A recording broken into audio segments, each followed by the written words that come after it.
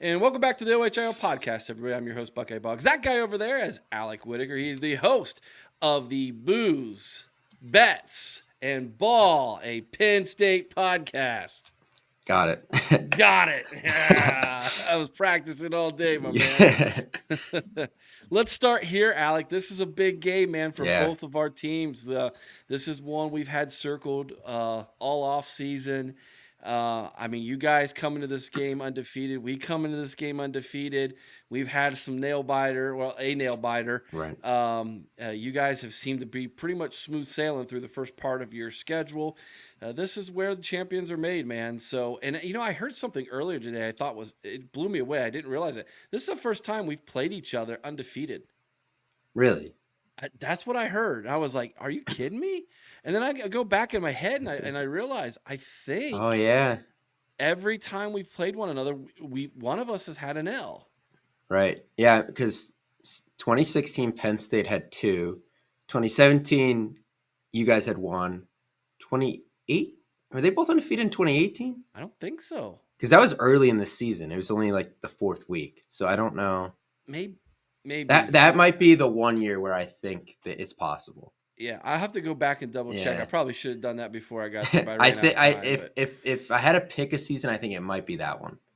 So this is really awesome. I mean, usually when we play each other, there's a lot riding on this game, and so Yeah. this is no different this year as well. So that being said, let's start here, man. Where you're at in your season, what are you and the fan base? Are you guys kind of like, okay, we're gonna find out what we are, or do you guys pretty much feel like, hey, we know who we are, we're riding high going into this one? Where's the fan base at here? I think it's kind of where it was at the beginning of the year. I think a lot of us believed there was about a 98% chance they were going to be undefeated coming into this game, and that's been the case. Playing Iowa and Illinois on the road were like a couple games where like, maybe you can possibly get upset. Both those games were pretty smooth for the most part. I think we know where we are with the defense. Everyone feels pretty good about that unit. A lot of people tell you they'll wait till they play Michigan, honestly, and see if they try to run the ball 50 times again down their throats before they make a true assumption on the defense. But that unit feels good.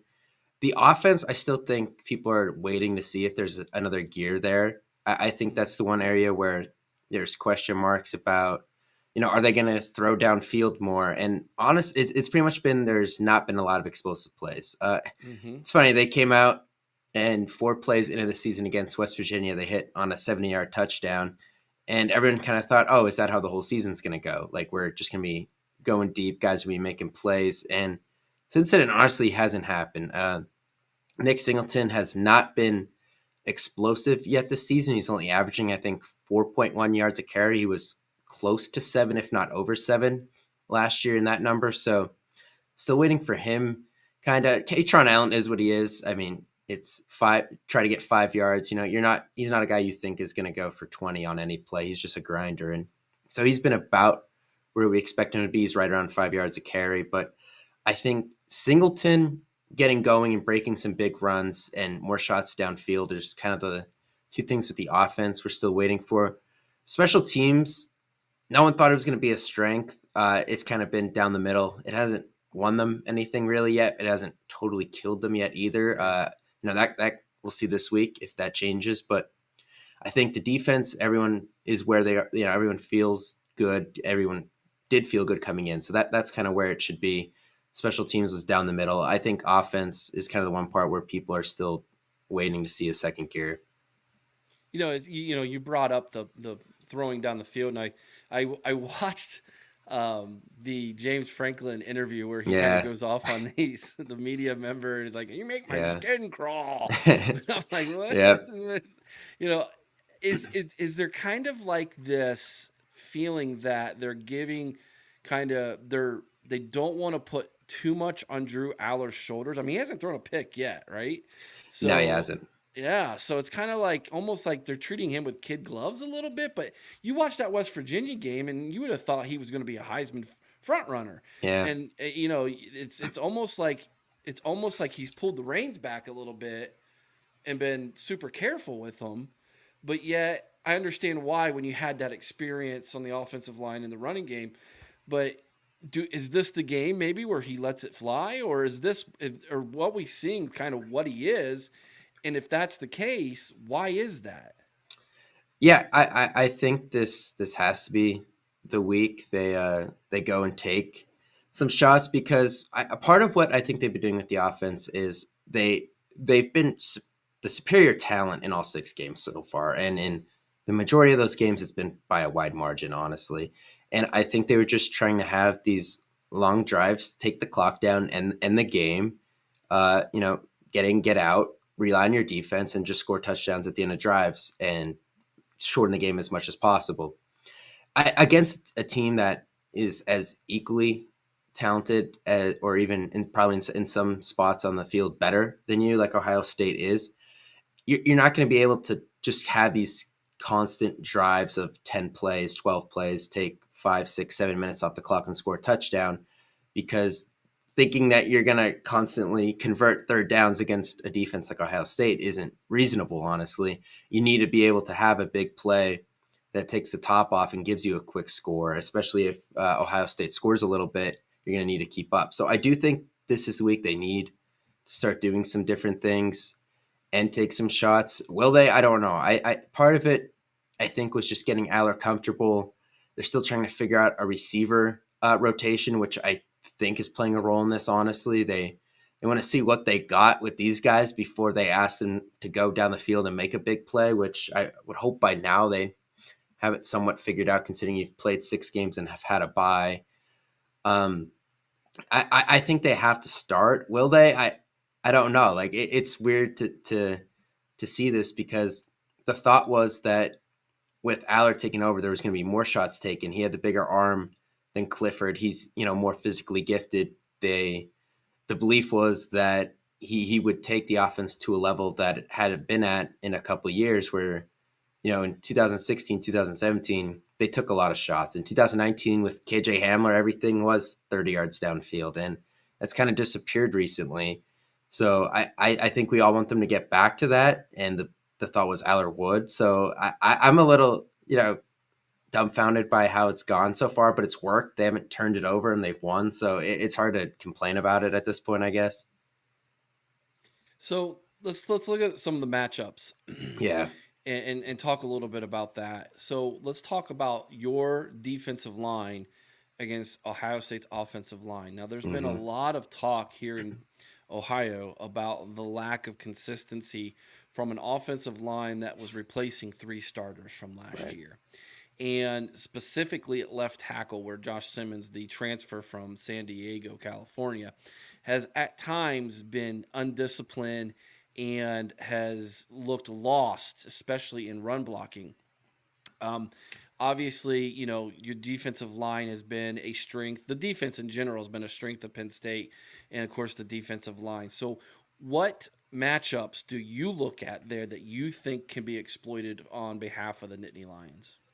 Yeah, on it, Penn State has to be able to get after McCord if they want to win this game, especially with, I know Penn State has talented corners, but even I don't think the best corners in the country are going to still have their hands full with this Ohio State receiving group. So you have to get after McCord to have a chance, honestly, in my opinion. So Adisa Isaac, the fifth-year defensive end, has really gotten into shape recently. He's up to 5 sacks on the year.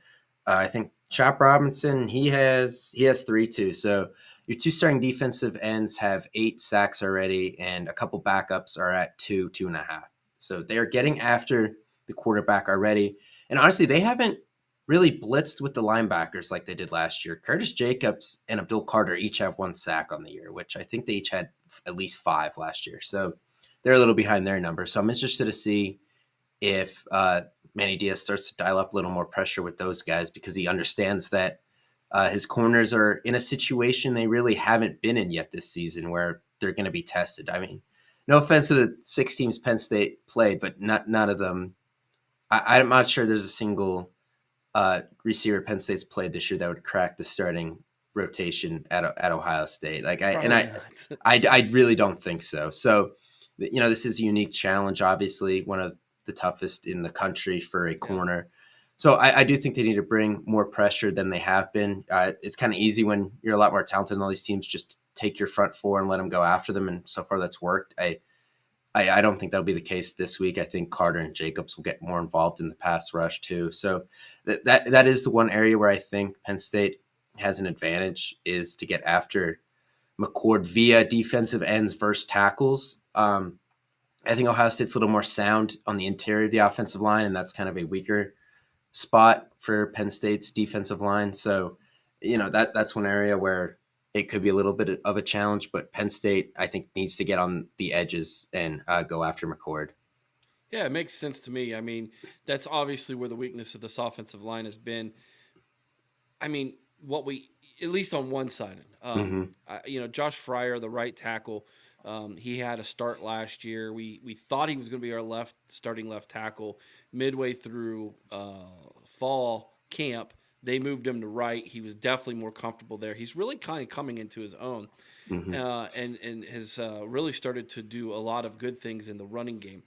That being said, how is the Penn State defense when it comes to stopping the run? Because Ohio State has struggled to get the running game going. Obviously, there's a lot of talk about the fact that Ohio State's not tough, which Right. I don't understand how running the football equates to toughness, Yeah. necessarily. I think that's kind of a thing that Jim Harbaugh wants out there in the world. But I also want to touch on the fact that Manny Diaz, when asked about Ohio State's toughness, was like, no comment. Reading between the lines there, I think he was like, yeah, I ain't going to talk about this. Like, I'm not going to give Ryan Day any Yeah. more fuel for the fire. But um, how confident are you, number one, you can stop Ohio State in the running game? And number two, what do you think he dials up to stop the running game? Do you think it's literally just on the backs of on the defensive line and making sure the linebackers read their keys well and keeping Ohio State under 4 yards per carry? Yeah, so just start off. Penn State's only given up around 70-ish rush yards per game this year.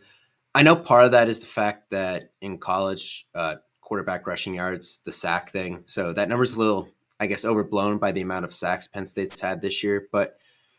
And also the fact that Penn State has pretty much blown out every team in the second half, and these teams just can't run the ball anymore. So I can't give you really a fair assessment of Penn State's run defense because they haven't really been needed to be challenged yet. So this will be honestly their first real test too. In terms of what Diaz is going to have to do, I think he's going to have to rely on the front seven because I don't think he feels good about bringing extra men into the box with the way Ohio State's wide receivers are. I know they trust the cornerbacks King and Dixon, but this is just a different animal, and they're going to give them safety help.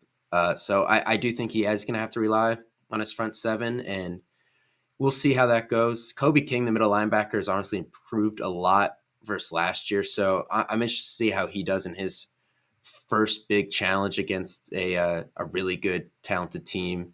Obviously, Ohio State has a lot of different running backs. I know some of them are banged up, so I don't know what the situation is there, but I think this will be a good challenge for them. So far, they've held their own, but it hasn't been a tough challenge yet. So it's hard to give a good answer there, but I do think they're improved from last year. I think they took the beating Michigan gave them last year and they learned from it. I think because even Ohio State didn't run for a ton on them.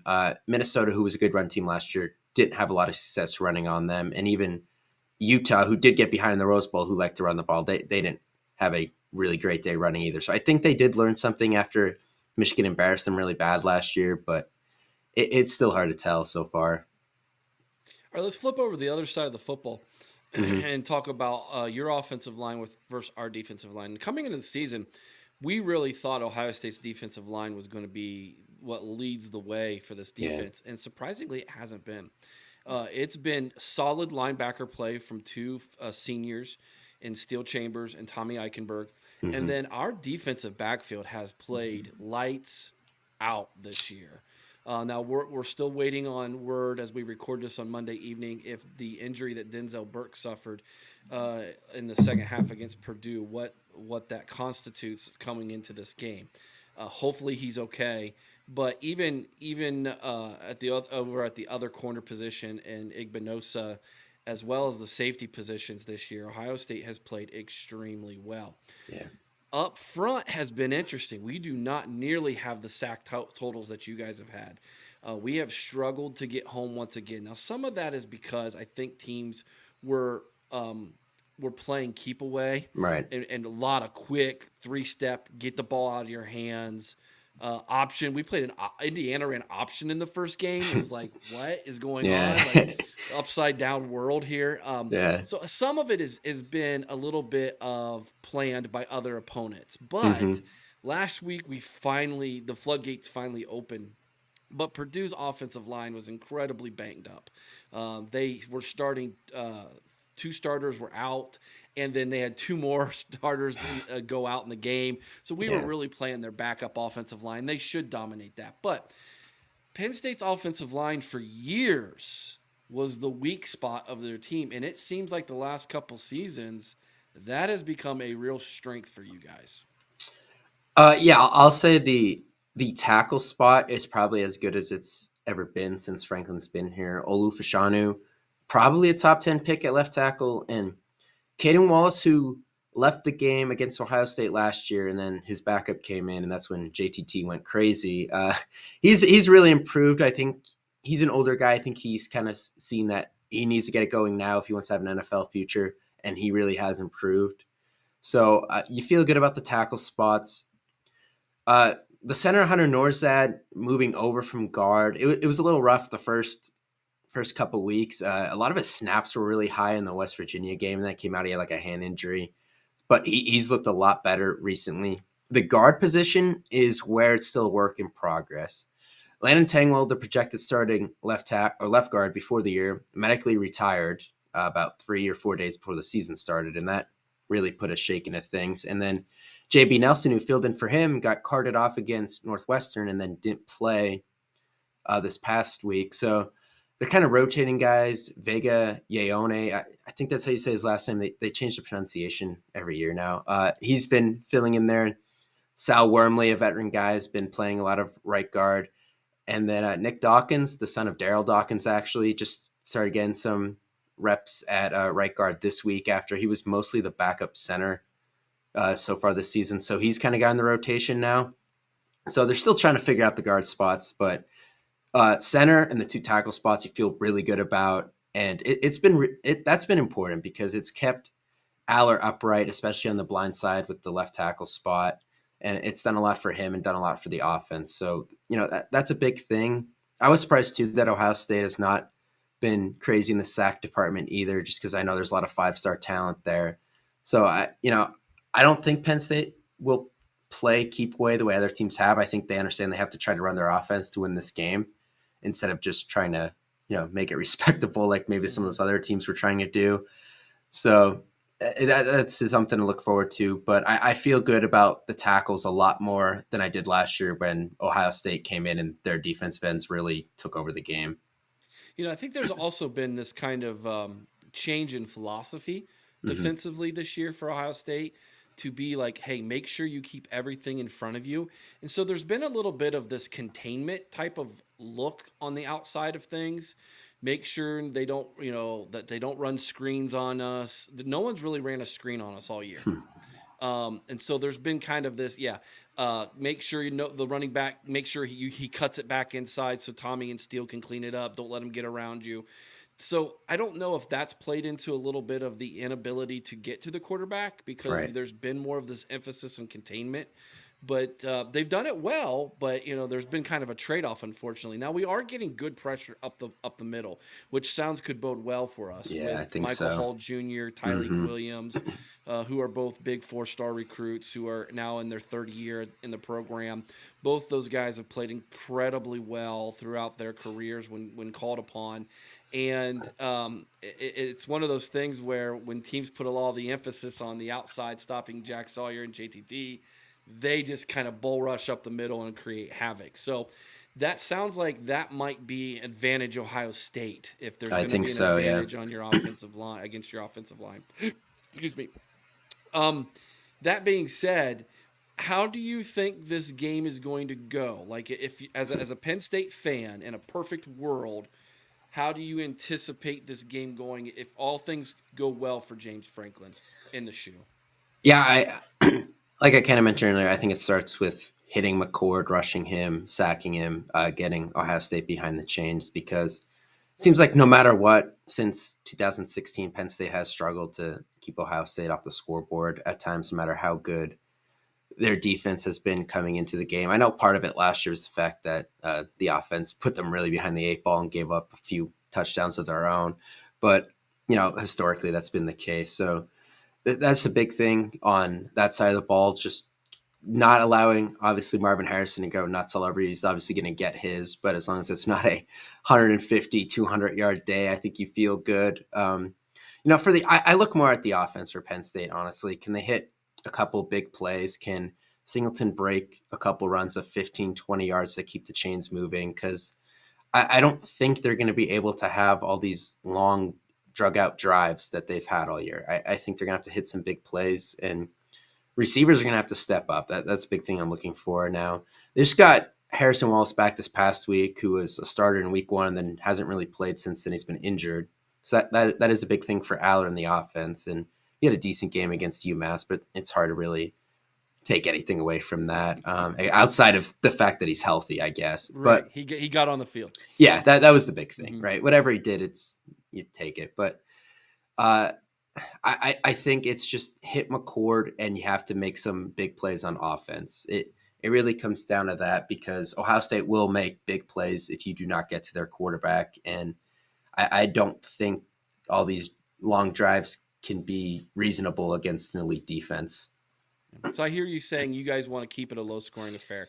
The lower the score, the better your chance of winning the football game. I think so, yeah. If this becomes a shootout advantage, Ohio State. So Mm-hmm. interesting. Okay. Yeah. I mean, if this is a another Notre Dame type of game for us, then the odds are eventually you're going to lose one of those. You're not going to get Mm-hmm. incredibly lucky and win on the last play of the game every single time. But interesting. I guess perspective there from you. I appreciate that. Yeah. What questions do you have for me, Alec? Yeah, obviously I know there was a lot of questions about McCord coming into the season, but at least from an outsider standpoint, I look at that final drive against Notre Dame where he, I guess if you want to say grew up, use that Yeah, word, sure. yeah. Like, would you say that's fair that since then he's kind of been a different guy?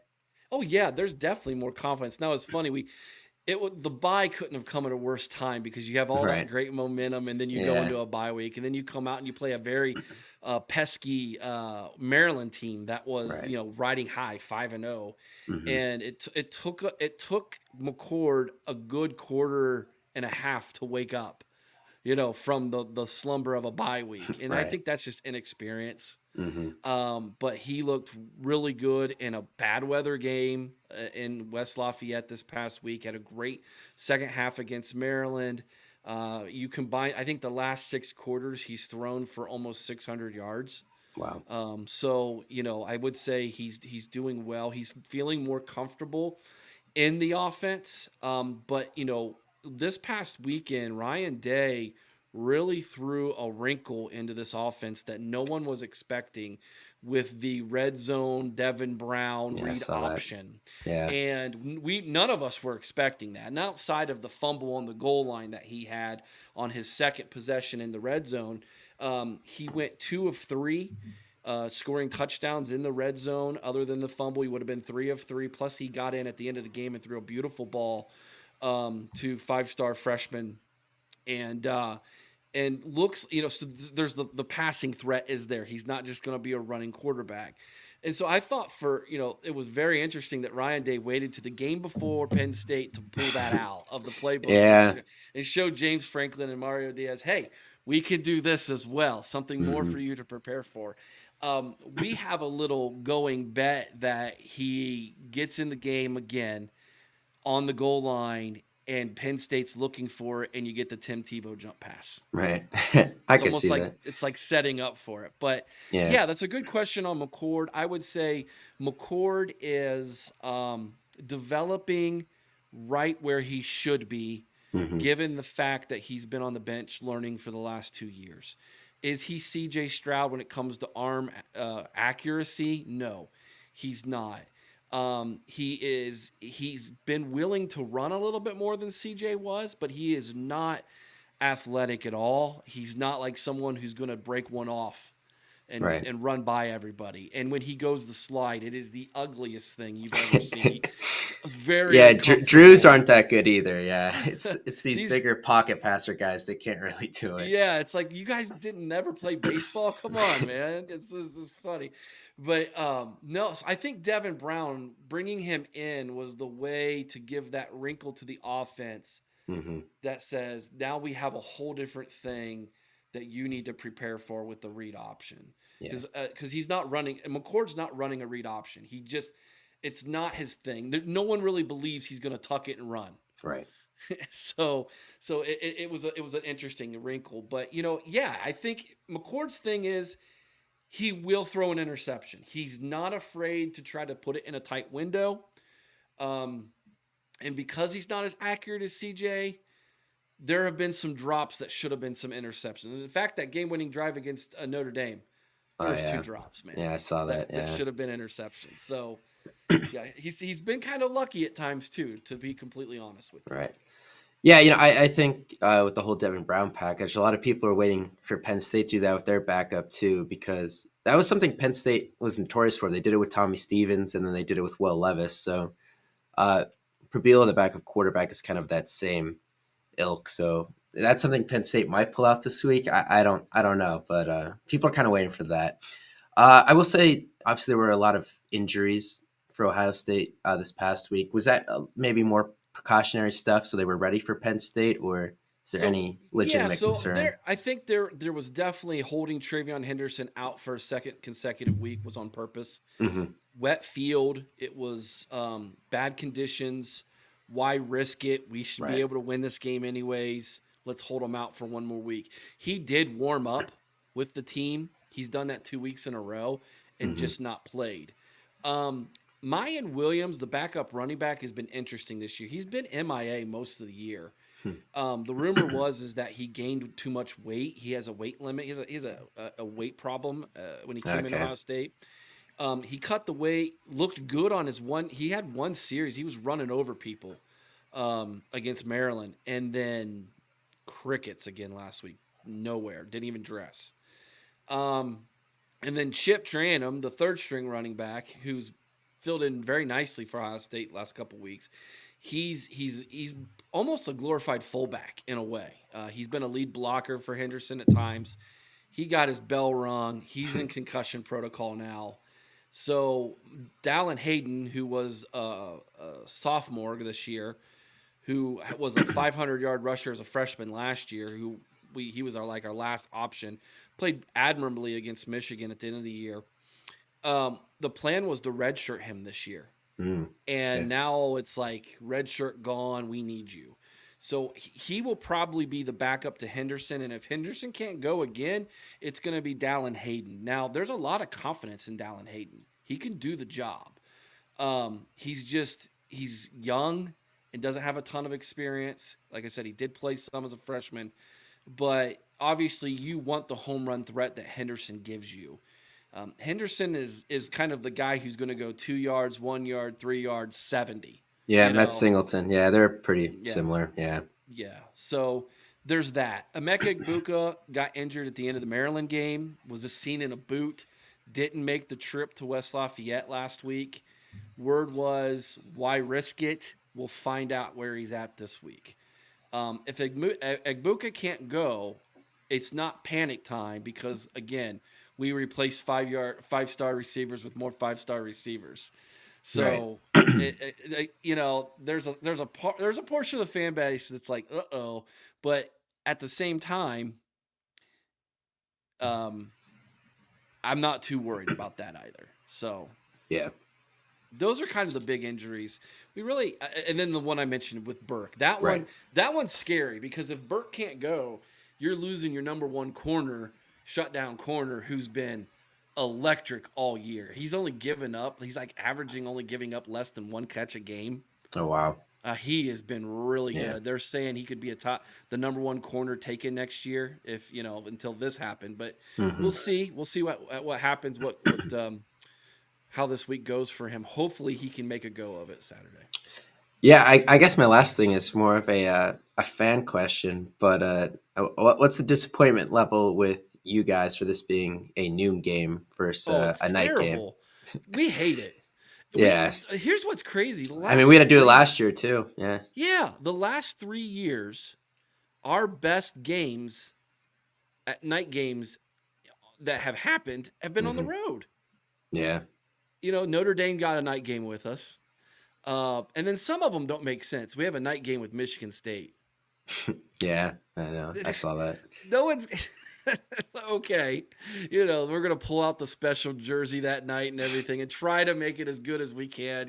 But Yeah, yeah, this should be, in our opinion, this should be an automatic night game every year. yeah. Last Saturday in October. That's perfect. It's the kind of the Halloween game for everybody, right? hmm And that's what it should be. That should be, in my opinion, and in our opinion, and the players' opinion too, because you talk to a lot of the ex-players who love the Penn State rivalry, man. All going all the way back to the '90s when you guys joined the Big Ten. This was huge, and to get the rug pulled out from under us with, oh, you don't get to play them every year first. That's what they did when they released the schedules the first time. Yeah, And it was like, well, you kidding us, right? Uh, and then to tell you guys don't even have a rival is when I you know. guys are like, wait a second, Yeah, we've got Ohio State, and of course, the Ohio State thing with Michigan. hmm But yes, Penn State is our rival as well. I mean, the majority of the fan base, and I know for a fact the players view that as a rivalry, and the fact that the Big Ten for some reason kind of is like, no, it's not. It's kind of like, what did they yeah. called it? They called it, instead of a traditional rival, a competitive rivalry. Is that what they Mm. worded it I as? think so. Yeah, Makes no sense. But I'm glad to see that we are on the schedule again next year. yeah. That is So we nice. will be making the trip to Happy Valley. Hopefully, it will be a night game, because Ohio State versus Penn State in a whiteout is what it should be every hmm freaking time. Yeah, I know from at least 2013 to 2018 it was a night game every year, and then since then 21 was a night game and 20 with no one in the stands was a night game, and then Yeah, it was noon in 19, noon last year, and it was it 3:30. It was a 3:30 in the one when Saquon, yeah, when Ohio State had the yeah, come that was from behind. That was a 17. Yeah, Yeah, that was a yeah. 3:30 game because I was at that one. I'm hmm pretty sure. Might have been a noon possibly. Anyways, um, yeah, that wasn't a night game. I was there. I remember it. But yeah, I agree with you, man. Like that should be a given. But when Fox Yeah, came in and wanted to make noon kind of their slot for the big right. game, you knew that they were going to be like, no, we want that game and we want it at noon. So Yeah. it's not going to change, unfortunately. I just don't foresee it changing until NBC would step up and pay the rights for it. hmm Yeah. I know we talked about this when I came on before the season, but the three-way 11-1 thing still Yeah, looks pretty likely to me. it could happen. Yeah, and honestly, Penn State got a huge boost in that this past weekend with Iowa beating Wisconsin and Illinois beating Maryland, and then it came out that Wisconsin's quarterback broke his hand, I think, so they might drop a couple more. That was an interesting development this weekend in the case of the 3-11-1s. Yeah, because if if Iowa ends up winning the West, then I think if you look at how things break down and we all go 11-1, Penn State's probably going to get to go to the Yeah, Big Ten championship. Um, where if Penn State would have won, it probably would have been Ohio State. yeah, But we'll see, because right now I thought if all three went 11-1, they all would end up in the college football playoff. But yeah. I just don't see that happening now, No, because you have Florida State, who's going to run away with the ACC, it looks like. You have Oklahoma, who's much better than I thought they were. yeah, me too. I still think the Pac-12 cannibalizes itself. Yeah, that could happen. It's crazy though. In the case that doesn't happen, the committee might have to leave out an undefeated conference champion, Yeah. which Like would be what? Like crazy to Washington, see. Oklahoma, Florida FSU, State, and then the Big Georgia. Ten. I Yeah. think Georgia's going to lose one. Yeah. I think that could happen. How crazy would it be Yeah. to see no SEC teams in the last year? It'd be fun on it. It'd be a little That fun to would be see. all. The Yeah. world would celebrate, right? Yeah. Definitely. No, I think Georgia can be had. Yeah. Um, and I don't know if it'll be Bama that gets them when they Hmm. go to the SEC championship game, but a one-loss Alabama or even a one-loss Georgia SEC champion is going to get in over an 11-1 Big Ten Yeah. non-Big Ten champion. Yeah. That Um, is unfortunate.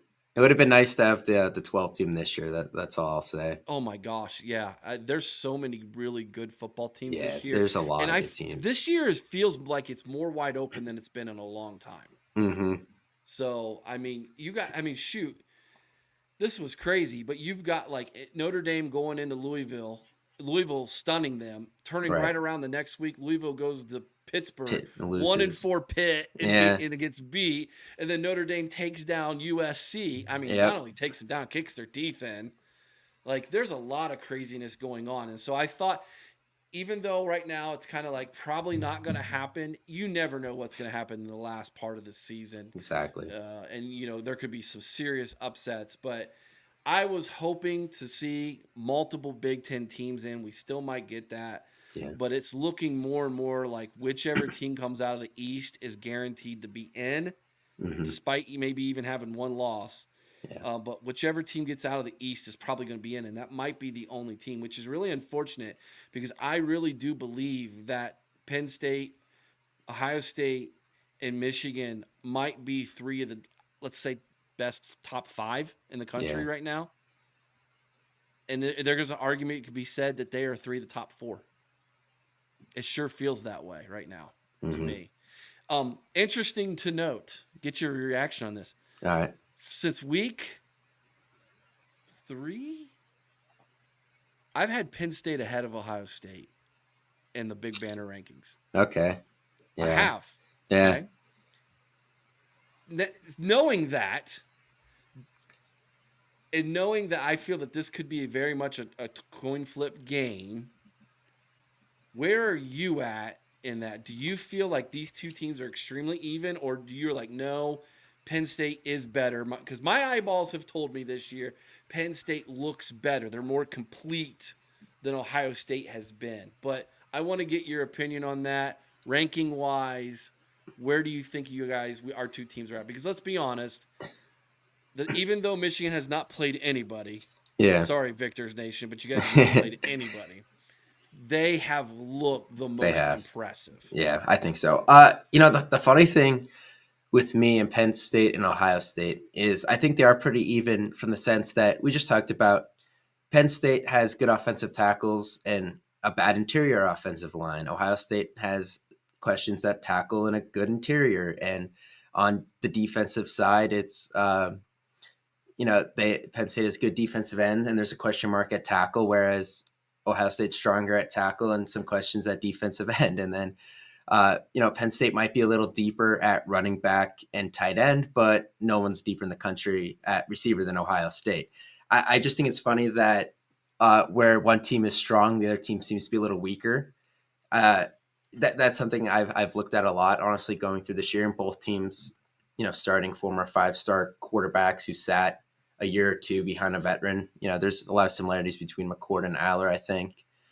So I've looked at these teams as pretty much even, and I gave Penn State the slight edge earlier in the season by, really much beating up on West Virginia and Iowa, two teams. Iowa's ranked again, and West Virginia's been a solid team, and Penn State won a couple of road Big Ten games against Illinois and Northwestern. I know they're not good, but they're road conference games. But now since the Notre Dame game, I have kind of put Ohio State ahead by a little bit. Just that's a huge win and on the road.